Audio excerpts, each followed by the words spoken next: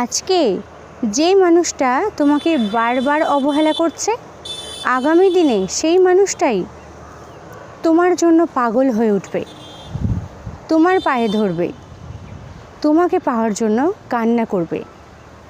শুধু এই কথাগুলো মন দিয়ে শুনতে হবে, কিছু নিয়ম মেনে চলতে হবে।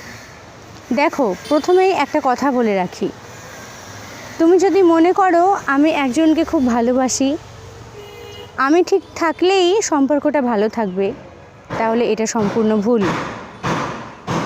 সম্পর্কটা একার দ্বারায় কখনো ভালো থাকে না। একটা সম্পর্ক ভালো রাখতে গেলে দুটি মানুষকেই ঠিক থাকতে হবে। এক কথায় সম্পর্কটার মধ্যে ব্যালেন্সটা বজায় রাখতে হবে।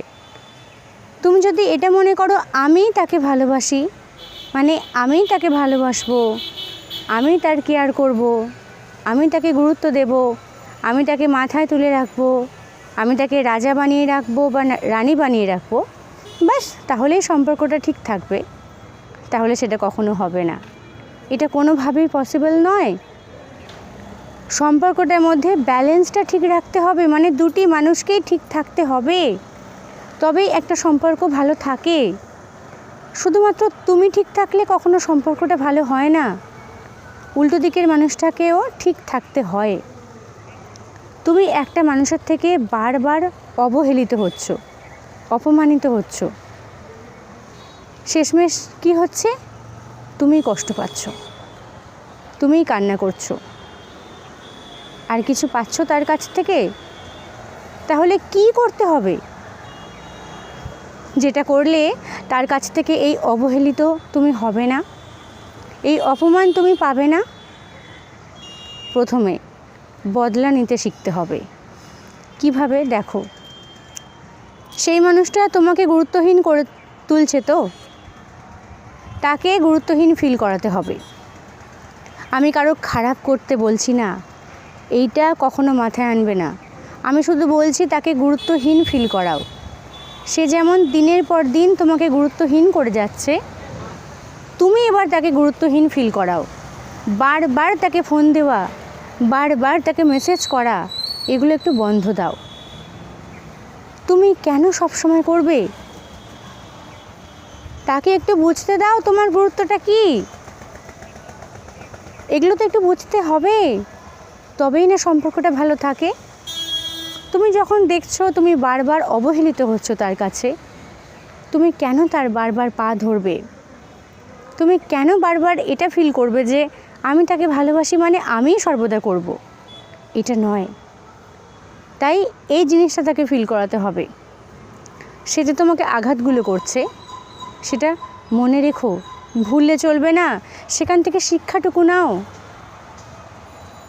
একদমই তাই, এই কাজটা তোমাকে করতেই হবে।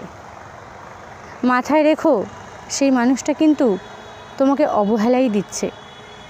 তার পরিবর্তে তুমি কিচ্ছু পাও না তার কাছ থেকে, শুধু কষ্ট পাও, সারা দিন রাত কান্না করো। আর কি? আর দ্বিতীয় হচ্ছে, নিজের দিকে একটু ফোকাস করো, নিজেকে ভালোবাসতে শেখো। নিজের লুকস, নিজের কেরিয়ার, নিজের ফিটনেস, এগুলোর দিকে একটু নজর দাও। দেখবে তুমি নিজেকে একটু একটু করে অনেকটা উন্নত করতে পারবে। আর যখন উন্নত করতে পারবে, তখন সেই মানুষটা তোমার গুরুত্বটা বুঝতে পারবে কি? সে তো এটা ভেবে নিচ্ছে যে তুমি তাকে ছাড়া চলতে পারো না, কোনোভাবেই তুমি তাকে ছাড়া চলতে পারো না।